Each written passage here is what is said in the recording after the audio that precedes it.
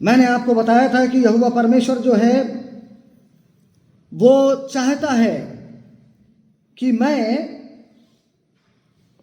अपनी प्रजा के माध्यम से लोगों के मध्य में मैं दिखाई दूं।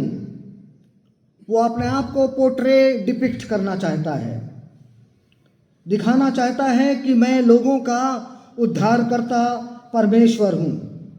और अब इन अध्यायों में जो कि 11, 12 और 13वां निर्गमन की पुस्तक में से है, जिसका शीर्षक मैंने पास ओवर रखा है, वो दिखाना मांगता है बड़े ही विस्तार रूप में कि किस प्रकार से उसका उद्धार की जो योजना है समस्त मनुष्यों के लिए वो क्या है, वो इन अध्यायों में अब दिखाना चाहता है, जिसको आज हम जल्दी से देखने की कोशिश करेंगे।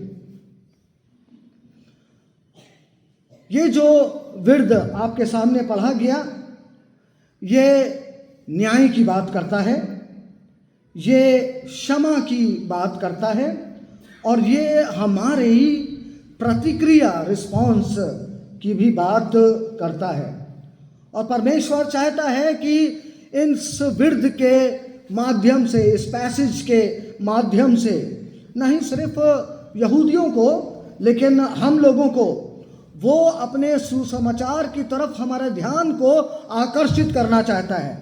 और आप कहेंगे कि सुसमाचार यहाँ पर दिया गया है, तो मेहरबानी से आप इब्रानियों की पुस्तक निकालें और उसका 4था अध्याय, इब्रानियों की पुस्तक और उसका आप 4था अध्याय निकालें और उसके दूसरे पद से मैं आपके सामने 6ठे पद तक पढ़ रहा हूँ। इब्रानियों की पुस्तक उसका 4था अध्याय और दूसरे पद से, चूँकि हमें उन्हीं की तरह सुसमाचार सुनाया गया, पर सुने हुए वचन से उन्हें कुछ लाभ न हुआ, क्योंकि सुनने वालों के मन में विश्वास के साथ नहीं बैठा। परंतु हम जिन्होंने विश्वास किया है उस विश्राम में प्रवेश करते हैं, जैसे उसने कहा, मैंने अपने क्रोध में शपथ खाई कि वे मेरे विश्राम में प्रवेश करने ना पाएंगे। यद्यपि जगत की उत्पत्ति के समय से उसके काम पूरे हो चुके थे, क्योंकि 7वें दिन के विषय में उसने कहीं यूं कहा है, परमेश्वर ने 7वें दिन अपने सब कामों को निपटा करके विश्राम किया। और इस जगह फिर ये कहता है, वे मेरे विश्राम में प्रवेश न करने पाएंगे।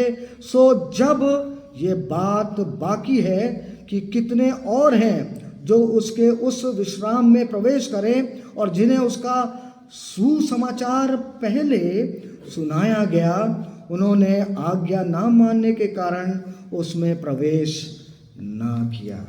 मेरे प्रियो, सुसमाचार का एक दर्शन यही निर्गमन की पुस्तक में इन यहूदियों को दिया गया था। विश्वास के साथ में ये वचन उनके पास में नहीं बैठा और वो अनाज्ञाकारी रहे, डिसोबीडियंट हो गए, जिसकी वजह से फिर वो परमेश्वर के आराम में शामिल ना हो पाए। सुसमाचार तब भी इन इट्स मिनिएचर फॉर्म या ऑब्सक्योर फॉर्म वो प्रीच किया गया था। सो जल्दी से कुछ बातों को हम सीख लेंगे आज के वचन से, जो कि बड़े ही महत्वपूर्ण हैं। और सबसे पहले हम शुरुआत करते हैं कि किस प्रकार से परमेश्वर जो है वो हमारा उद्धार करता है। मेरे प्रियो, बड़ा ही उत्तर इसका साफ है। जब हमने इस पूरे विर्त को पढ़ा तो हमने पाया कि परमेश्वर बताता है कि वो यहूदियों को फसह के पर्व के माध्यम से बचाता है। By the shedding of the blood of the lamb, वो परमेश्वर का मेमना या मेमना जो है उसके बलिदान के माध्यम से, उसके लहू बहाने के माध्यम से, उसका जब बलिदान किया गया और उससे जो लहू निकला उसके माध्यम से वो यहूदियों का जो है, या हम सब भी अगर उसमें शामिल हैं, हमें मालूम है कि हमारा प्रभु यीशु मसीह परमेश्वर का मेमना है और उसका बलिदान किया गया और उसके लहू के बहाए जाने के माध्यम से हमारा उद्धार हुआ। Without shedding of the blood there is no forgiveness. So लहू बहना आवश्यक है। किसका? यहाँ पर परमेश्वर के मेमने या मेमने का अभी यहाँ पर जिक्र हो रहा है। और यही फसह के पर्व के माध्यम से मुझको और आपको और ख़ास तौर से उस समय में यहूदियों को ये सिखाया जा रहा है। मेमने का बलिदान होना बड़ा ही मिस्रियों के लिए, इजिप्शियंस के लिए अपमानजनक था। वो बड़े ही ठोस का ठेस का उनके लिए कारण था। और कोई मुझे बता पाएगा कि क्यों? क्योंकि उनका एक देवता ऐसा था जो कि रैम यानी कि भेड़ा था, उसका सर भेड़े जैसा था। और जब भेड़ा है वो, तो ऐसे में उसका बलिदान यानी कि देवता का बलिदान हो जा रहा है। तो ये इजिप्शियंस को ये बड़ा अपमानजनक लगा कि ऐसा कैसे किया जा सकता है। It was very offensive to them. बड़ा अप्रिय था उन लोगों के लिए कि हमारा अमून देवता जो है वो उसका सर काटा जा रहा है और लहू बहाया जा रहा है, और तब हमको क्षमा मिल रही है या हमको मुक्ति उद्धार मिल रहा है। हमारा देवता हमारा खुद ही उद्धार कर सकता है, उसको मारने की आवश्यकता नहीं है। लेकिन मेरे प्रियो, आप इसको अब परमेश्वर यहोवा परमेश्वर की नज़रों से देखें कि उसके लिए और भी अपमानजनक और ठेसपूर्ण बात यह है कि लहू नहीं बहाया जा रहा है। क्योंकि पाप जो है वो परमेश्वर उसको ग्रहण नहीं कर सकता, उसको सहन नहीं कर सकता है। और इसलिए चूंकि पाप से वो डील कर रहा है। कौन डील कर रहा है? हमारा परमेश्वर, हमारा सच्चा जीवता परमेश्वर यहोवा परमेश्वर। वो पाप से वो दो चार हाथ कर रहा है, यानी कि अब उसको डील कर रहा है। तो ऐसे में लहू का बहना, मेमने का लहू का बहना आवश्यक है। और मेरे प्रियो, इसीलिए अब दोनों तरफ से अपमानजनक बात हो रही है। किसकी मानेंगे हम लोगों की, मिस्रियों को ठेस लग रही है उनकी माने, कि हम वो जो हमारा परवदिगार, वो जो हमारा बनाने वाला सृजनहार परमेश्वर है और उद्धार करने वाला हमारा परमेश्वर है, उसको ठेस लग जाए, हम क्या उसकी बात माने? तो हम तो परमेश्वर की बात को ही ऊंचा रखेंगे कि वो बुरा ना माने। मत भूलिए कि वो सिर्फ आपका उद्धार करने वाला, छुड़ौती करने वाला परमेश्वर ही नहीं, लेकिन वो जो है एक न्यायी परमेश्वर भी है। वो न्याय पसंद परमेश्वर है। और ऐसे में अब इन मिस्रियों को जब इनकी जान जाएगी तब उनको ये समझ में आएगा। At the cost of their lives they will understand this truth. ये सच्चाई तब उनको समझ में आएगी कि परमेश्वर सिर्फ उद्धार करता परमेश्वर ही नहीं, लेकिन न्याय प्रेमी भी परमेश्वर है। और वो जो पाप उन्होंने किए या सब ने किए और इज़राइलियों ने किए यानी कि यहूदियों ने किए, उन सब का वो अब हिसाब ले रहा है।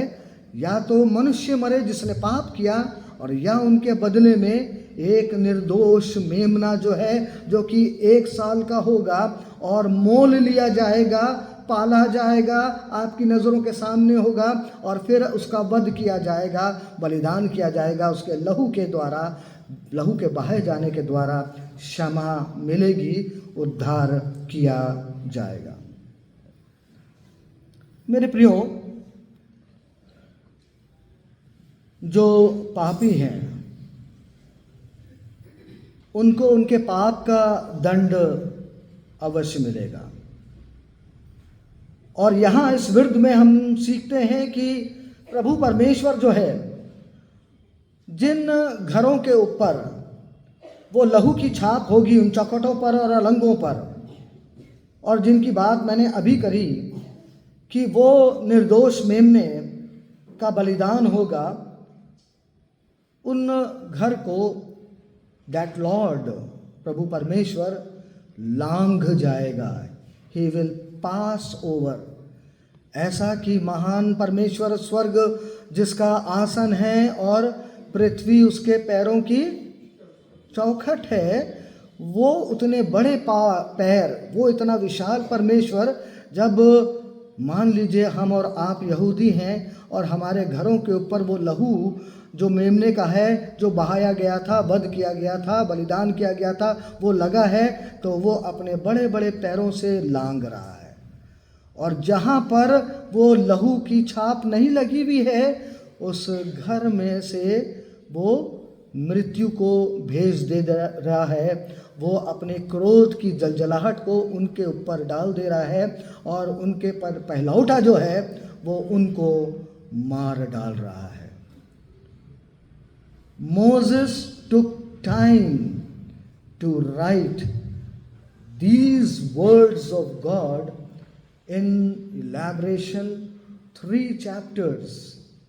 ये 10वीं विपत्ति बड़ा ही विस्तार में उसने लिखा, इन परमेश्वर के वचनों को जो उसने अपनी आत्मा में पाया और लौट कर आ जा रहे हैं। मेरे प्रियो, ये संस्कृति के विपरीत था मिस्रियों के लिए, लेकिन यहूदियों के लिए क्या उनकी संस्कृति के विपरीत ये सोच था? ये जो उद्धार की योजना है, ये क्या उनकी संस्कृति के विपरीत था? तो नहीं। जहाँ तक मैं बाइबल जान रहा हूँ और आप जान रहे हैं, आपको अच्छी तरीके से मालूम है कि जब अब्राहम ले जाता है कि परमेश्वर ने कहा तू अपने इसहाक का तू बलिदान देना, इसहाक को बलिदान करने के लिए ले जा रहा है, और वहाँ पर अब वो संकुचित है, डरा है, सहमा है, द्विचित्ता है, लेकिन फिर भी उसने मन बना लिया है कि अब मैं इसहाक का बलिदान करूँगा। और तभी परमेश्वर मोरिया पर्वत पर वो एक मेमने का इंतज़ाम कर देता है।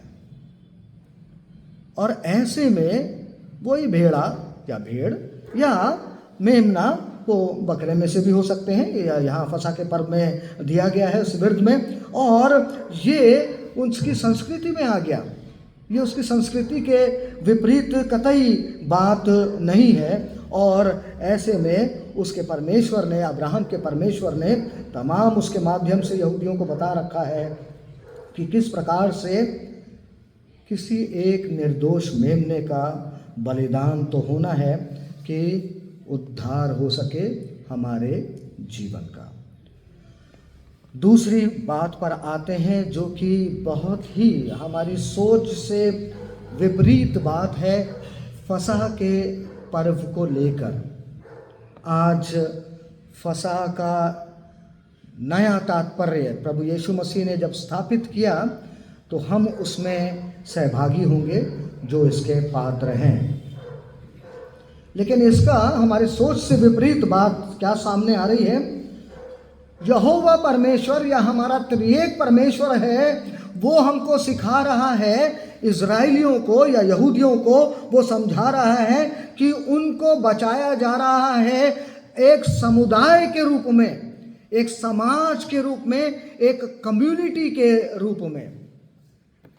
कभी आपने समझी इस बात को कि एकला चलो रहे नहीं है, यहाँ पर बात हो रही है। हम सवेरे उठे और हमारा मन करा आराधना करने का, ईश्वर को नमन करने का, हम गए और मंदिर में अकेले गए, नमन किया, प्रार्थना करी, निकल गए। ये मुसलमानों में और ईसाइयों में कतई नहीं पाया जाता है। हम मास वर्शिप में आते हैं।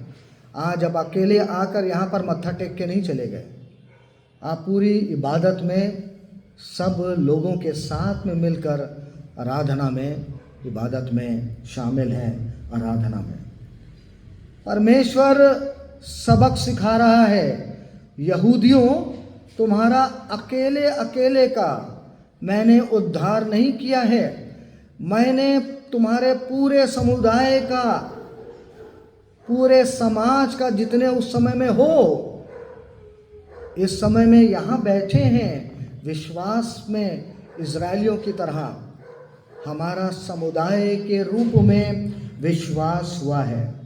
और किस प्रकार से किया? समुदाय के हिसाब से उसने हमारा उद्धार किया है।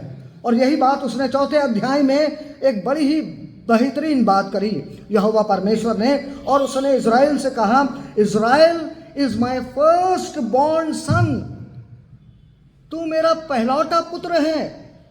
And praise the Lord, hallelujah, कि अभी तक तो अब्राहम का परमेश्वर था एक, अभी इसहाक का परमेश्वर था एक, उसके बाद में इफ्राइम का परमेश्वर हो गया, उसके बाद में यूसुफ का परमेश्वर हो गया, याकूब का परमेश्वर हो गया।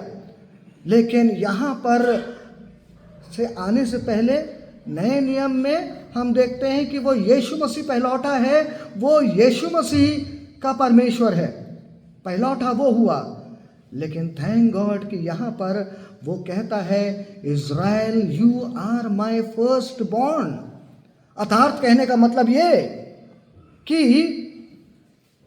हम जो शाखाएं जो जंगली थी जोड़ी गई विश्वास के साथ में इज़राइल वाले तने में, हम भी अब परमेश्वर में उसकी पहलौठे ठहर गए। ऐसे प्रेम के चलते उसने हमारा समाज के रूप में, समुदाय के रूप में उसने हमारा उद्धार किया है, उसने हमको बचाया है। He passed over the whole community of Israel. और इसलिए जो विधि यहाँ पर 12वें अध्याय में दी गई है उसमें बताया गया, वो जिनके परिवार छोटे हैं, आजकल तो हम लोग के सबके परिवार छोटे हैं, न्यूक्लियर फैमिलीज़ हैं, हम कहाँ अपने बड़े हाउस होल्ड के रूप में, घराने के रूप में रहते हैं, एक लार्ज फैमिली के रूप में नहीं रहते, हम लोग एक न्यूक्लियर फैमिली में रहते हैं। जिनके परिवार छोटे हैं और जो सिंगल पर्सन्स हैं, तो वो फसह का पर्व कैसे मनाएंगे? वो गठबंधन कर लें। वही सेम चीज़ 19 मार्च मर्ज कर लीजिए और हम इतना बड़ा झुंड हो जाएं कि मेमना जो 1 वर्ष का होगा, कितने वेट का होगा? आप लोग जो मीट लवर्स हैं आपको मालूम होगा ये बातें, और उसमें उतने लोग खा सकें कि कुछ भी हिस्सा बचने ना पाए। तो ऐसे तमाम जो छोटे छोटे हैं वो जुड़ जाएं। आप छोटे छोटे अपने अलग अलग मोहल्ले में हैं, लेकिन क्राइस्ट मेथोडिस्ट चर्च से, इस कलीसिया से जुड़ जाएं।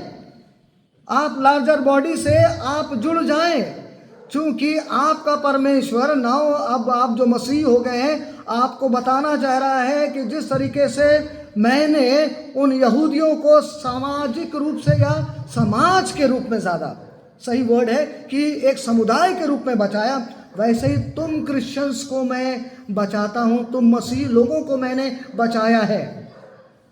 सो कोई कहे कि हम तो पेड़ के नीचे भी, हम तो घर पे भी बैठ के हम आराधना कर सकते हैं परमेश्वर की। माय डियर फेलो क्रिश्चियंस, समझिए इस बात को। अगर जो बच्चे यहाँ पर बैठे हैं, माँ बाप नहीं हैं, जाइए पकड़ के लाइए उनको, पापा मम्मी आपको चर्च आना है। जिनके बच्चे नहीं आ रहे हैं, आपको पकड़ के लाना है, जतन करना है, क्योंकि परमेश्वर आपको और आपके घराने समेत आपका उद्धार करता है। ये आपने प्रेरितों की पुस्तक में पढ़ा, नए नियम में पढ़ा, पुराने नियम में इसका सिद्धांत, प्रिंसिपल आपको मिलता है कि छोटे छोटे झुंड नहीं, बड़े समुदाय के रूप में हमारे परमेश्वर ने हमको बचाया है, हमारा उद्धार जो है उसने किया है। It is rightly said by John Wesley, Bible knows nothing of solitary religion. आप जो मेथोडिस्ट यहाँ पर बैठे हैं, आपके संस्थापक ने या स्थापक ने क्या बात लिखी? उन्होंने कहा बाइबल नहीं जानती है कि मसीहत जो है वो एक ऐसा धर्म है जो कि एकांकी का है, एकांकी का, अकेलेपन का है, ये एक समुदाय है। और इसीलिए उसने छोटे छोटे समूह बनाए जहाँ पर बाइबल स्टडी होती थी, प्रार्थना होती थी और फेलोशिप होती थी, और वही आगे चलकर 30 लोगों की, मिनिमम 30 लोगों की, और उसी में आज के दिन भी अगर 30 फुल मेंबर्स हैं तो आपकी एक चर्च, कलीसिया या पास्ट्रेट है वो शब्द, बन जाता है। उससे नीचे हो जाएगा तो नहीं बनेगी, बना और उसके नीचे हो गया तो डिसॉल्व हो जाएगी। ये तो अलग बात मैंने बता दी। तीसरी और अंतिम बात, आज का सरमन छोटा है। हमारी प्रतिक्रिया परमेश्वर ने बचाता है, कैसे बचाया और क्यों बचाया, ये सब कुछ हमने देख लिया। लेकिन अब हमारी प्रतिक्रिया क्या है? सो अब एक और हमारे सोच के विपरीत बात आप सुनिए। और उसने कुछ खमीर की बात करी कि खमीर जो है, वो जो रोटी तुम बनाओगे वो पतली होगी। पतली क्यों होगी?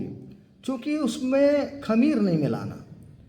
अखमीरी रोटी खानी है आपको उस गोश्त के साथ में जो कि भुंजा हुआ है ना, भुंजा हुआ गोश्त है, और अतड़ियाँ भी उसमें भूंजी जाएंगी, सब कुछ भूजा जाएगा। उसमें जल नहीं तुम डालोगे, कुछ और नहीं डालोगे।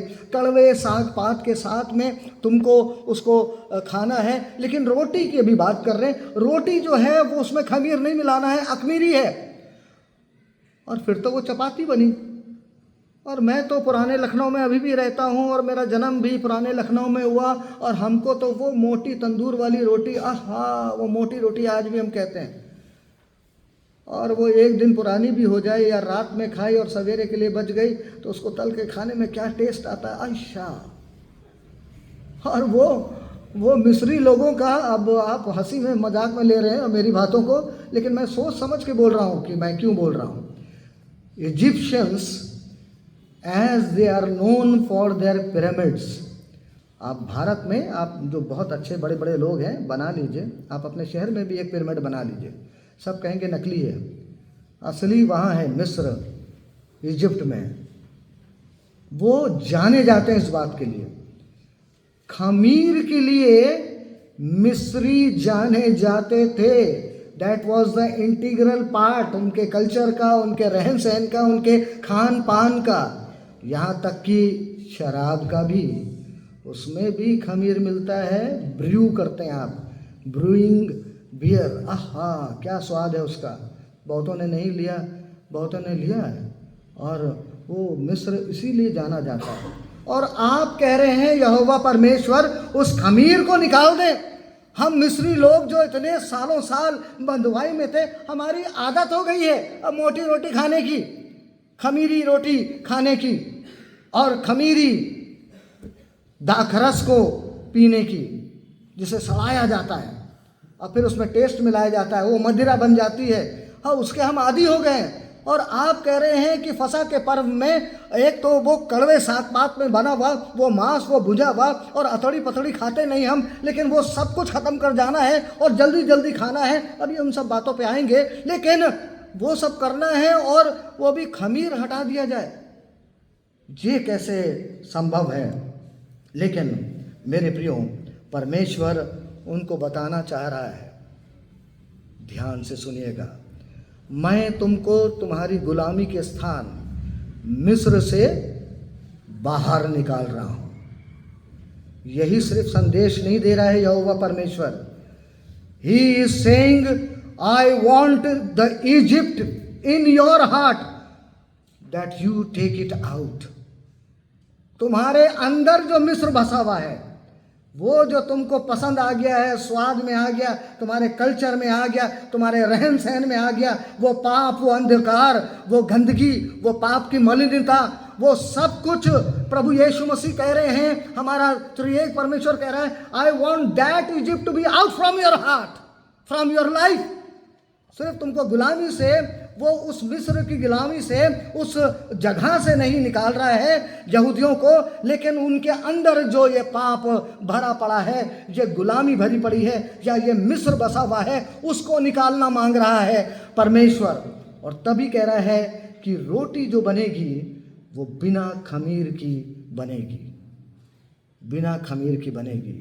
एंड आई होप कि नए नियम में जो बातें लिखी हुई हैं, जो शरीर के काम लिखे गए हैं, काश कि वो मिस्र की बातें आपके हृदय से निकलेंगी और तमाम दुष्टाई, तमाम मलिनता आप अपने हृदय से निकालेंगे और पवित्र आत्मा के फल यीशु मसीह की धार्मिकता कि जब प्रार्थना कर रहे थे तो मुझे रुकना पड़ा, क्योंकि अश्रु जो हैं वो बह रहे थे और मैं रोक नहीं पाया अपने आप को, और मुझे थमना पड़ा प्रार्थना में। उस इजिप्ट को निकलना है।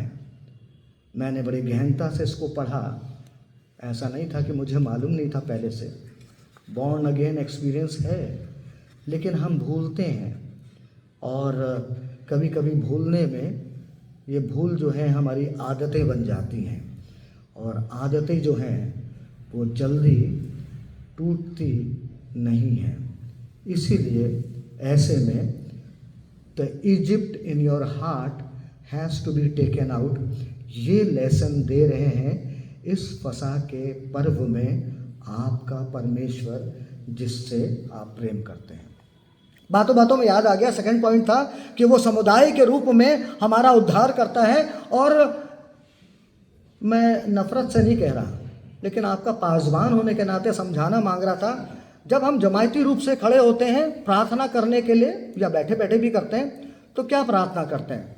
अये मेरे खुदा। वो तब आप कहते हैं जब आप अकेले हैं। मेरे परमेश्वर तूने मुझे क्यों छोड़ दिया? ए मेरी जान तो क्यों गिरी चली जाती है? मेरा परमेश्वर अभी जीवित है।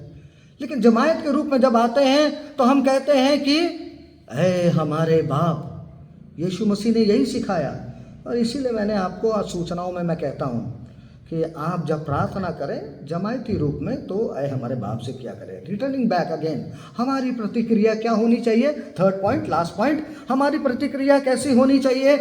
जो परमेश्वर ने उद्धार किया है किस प्रकार से होनी चाहिए? सबसे पहले ये कि हम उस खमीर को जो हमारे हृदय में है हम उसको निकाल फेंकें। और यीशु मसीह ने यही कहा कि अगर तुम इन फरीसियों के खमीर से दूर ना हुए और इनसे बढ़कर तुम्हारी धार्मिकता नहीं हुई तो फिर तुम धर्मी कैसे ठहरे? तुम जो है वो धार्मिकता के उसमें कैसे आ गए? ये हमारा यीशु मसीह हमको सिखाने की कोशिश कर रहा है। एक और बात जो आप नहीं यहाँ पर समझ पाए, आराम से घर में जाके विर्त को पढ़ लीजिएगा प्लीज़, 12वां अध्याय 1 से लेके 14वां पद। लेकिन और उसके बाद में, और वो ये है 15वां पद, 7 दिन तक अख़मीरी रोटी खाया करना, उनमें से पहले ही दिन अपने अपने घर में से खमीर हटा देना, वरन जो कोई पहले दिन से लेकर 7वें दिन तक कोई खमीरी वस्तु खाए वे प्राणी इजरायलियों में से नष्ट किया जाए। अब यहाँ पर बताया जा रहा है salvation is not one day और वन टाइम प्रोसेस। शुरू हुआ और ख़त्म हो गया। अब हमने यीशु मसीह को ग्रहण कर लिया, हमने उसके सामने क्षमा मांग ली और हमारा उद्धार हो गया। वो पूरा एक प्रोसेस है, मे बी वो एक पाथ है।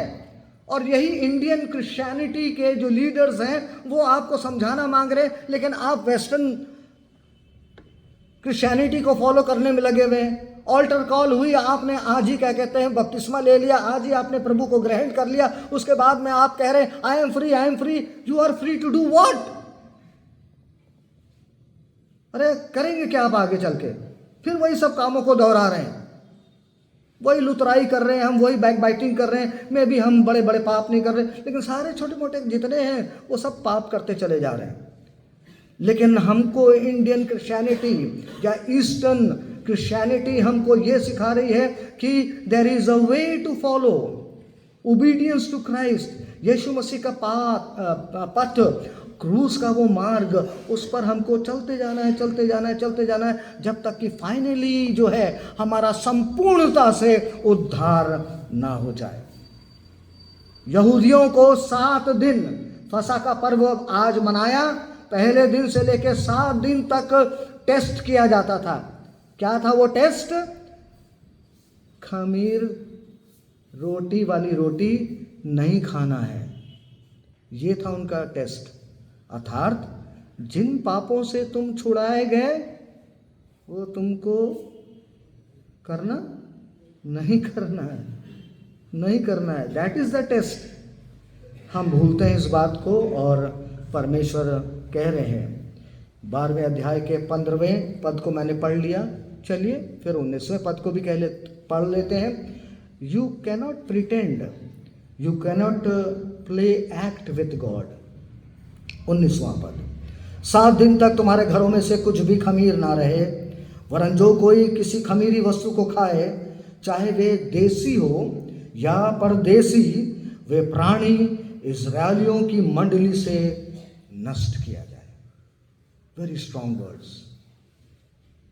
जिन अंधकार के बातों से हमको छुड़ा लिया गया गुलामी से, उसमें वापस हमको जाना नहीं है। दिस इज़ द प्रूफ कि ये सबूत है कि हम बदल गए हैं, हम परिवर्तित हो गए हैं, हम रिफॉर्म्ड हो गए हैं, हम रिवाइव्ड हो गए, हम ट्रांसफॉर्म्ड हो गए हैं। अभी वो थियोलॉजी को नहीं ला रहे हैं कि हम इंसान हैं, हम गिर जाते हैं और धर्मी 7 बार गिरे तो उठ जाएगा, वो बात नहीं कह रहे। हम आज इस सिद्धांत को सीख रहे हैं कि अंधकार के कामों में हमको दोबारा नहीं पड़ना है, और सब लोग एक दूसरे के लिए और अपने लिए, आप विशेष करके लिए धन्यवाद दें कि पहले जो काम हम करते थे और जैसी हमारी खराब मानसिकता थी, आज उसमें से 30%, 40%, 60%, 70%, बहुत लोग तो 80% तक पहुंच रहे होंगे, और कितना परसेंट मुझे नहीं मालूम। आप वो कामों में लिप्त नहीं हैं, ऐसे सोच में भी आप लिप्त नहीं हैं और ऐसे कार्यों में भी आप लिप्त नहीं हैं। इसलिए चूंकि परमेश्वर ने एक समुदाय के रूप में आपका उद्धार किया है, निर्दोष मेमने के लहू के बहाने के माध्यम से, उसके लहू के माध्यम से जो है वो आपको छुड़ा लिया गया है, और आपकी प्रतिक्रिया क्या है? टू से नो टू सिन, उस पाप से आप भागें। Let us come to the conclusion. मेरे प्रियो,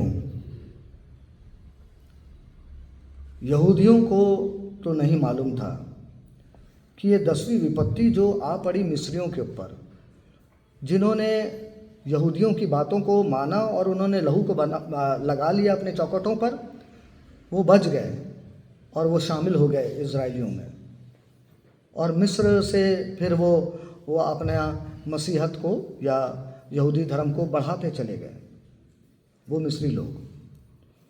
लेकिन फिर भी इस 10वीं विपत्ति के माध्यम से इन लोगों को नहीं मालूम पड़ा यीशु मसीह की तरफ इशारा हो रहा था, या मैं इधर इशारा करूं, द फर्स्ट बॉर्न, पहलौठा जो है, परमेश्वर का मेमना, उसका बलिदान होना है।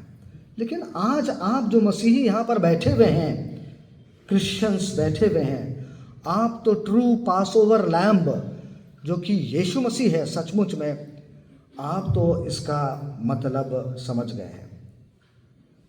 समुदाय के रूप में आप बचाए गए हैं, और आपको इसका प्रमाण, आपको इसका सबूत देना है। और पौलुस के शब्दों को जो कि उसने इब्रानियों की पुस्तक में दर्ज किया, परमेश्वर का ये कलाम जो उसके पास में पहुंचा, मैं आपके सामने अब पढ़ रहा हूँ। इब्रानी की पुस्तक में नहीं मेरे प्रियो, पहला कुरिन्थियों उसका 5वां अध्याय 6 से लेके 8 पद। पहला कुरिन्थियों 5वां अध्याय 6 से लेके 8 पद, और इन्हीं परमेश्वर के वचन से मैं आज का वचन समाप्त कर रहा हूँ। तुम्हारा घमंड करना अच्छा नहीं। क्या तुम नहीं जानते कि थोड़ा सा खमीर पूरे गुंधे हुए आटे को खमीर कर देता है? पुराना खमीर निकाल कर अपने आप को शुद्ध करो कि नया गुथा हुआ आटा बन जाओ, ताकि तुम अखमीरी हो, क्योंकि हमारा भी फसा जो मसीह है बलिदान हुआ है। इसलिए आओ हम उस सब में आनंद मनावें, ना तो पुराने खमीर से और ना बुराई और दुष्टता के खमीर से, परंतु सिधाई और सच्चाई की अखमीरी रोटी से।